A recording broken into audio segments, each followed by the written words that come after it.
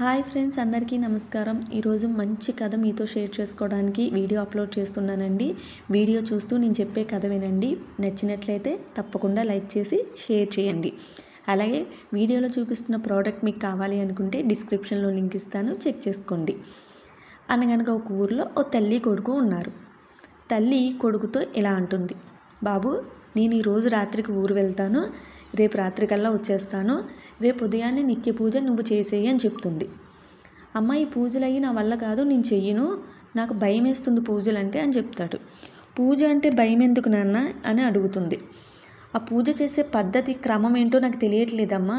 ఎప్పుడు దీపం వెలిగించాలి, ఎప్పుడు అగరబత్తీలు వెలిగించాలి, ఎప్పుడు నైవేద్యం పెట్టాలి, ఎప్పుడు హారతి ఇవ్వాలి, ఈ క్రమ పద్ధతి నేను ఎప్పుడు కన్ఫ్యూజ్ అవుతూ ఉంటాను.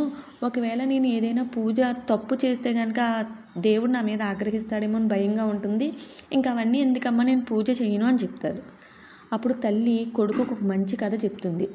ఆ కథ చెప్పిన తర్వాత నిజమైన పూజా విధానం ఏంటో ఆ కొడుకుకి బాగా అర్థమవుతుంది. ఆ కథ ఏమిటో మీరు కూడా వినండి.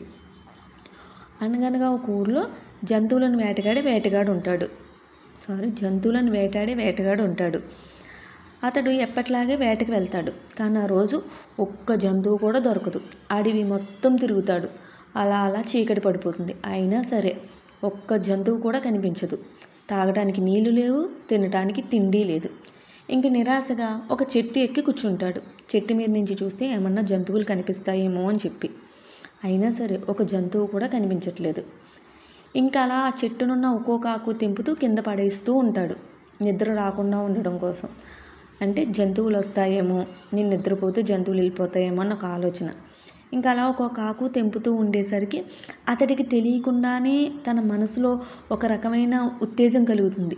ఆ పరమశివుడి మీద విపరీతమైన భక్తి వస్తుంది. తన నోట్లోకి ఓం నమ శివాయ అనే మంత్రం వస్తుంది. ఎందుకని మీరు అనుకుంటున్నారు? ఆ రోజు మహాశివరాత్రి. అతడు మంచినీళ్ళు తాగలేదు, తిండి తినకపోవడంతో ఉపవాసం చేసినట్లయింది. నైట్ అంతా నిద్ర లేకుండా ఆకులు తెంపుతూ ఉన్నాడు కదా, సంపూర్ణ జాగరణ అయింది.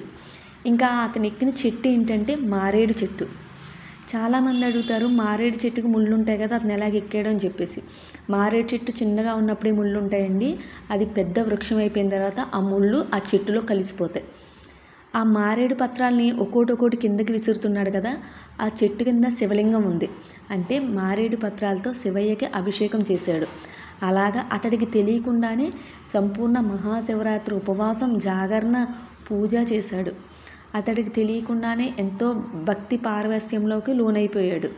కాబట్టి మనం చేసే పూజ అనేది ఏ పద్ధతిలో చేస్తున్నామో, ఏ ప్రసాదాలు పెడుతున్నామో అన్నది కాదు.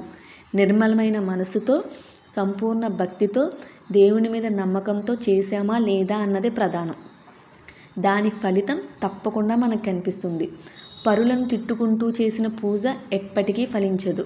ఎన్ని రకాల నైవేద్యాలు సమర్పించేసినా ఆ భగవంతుడు స్వీకరించడు. వీడియో నచ్చితే లైక్ చేసి షేర్ చేయండి. Thanks for watching.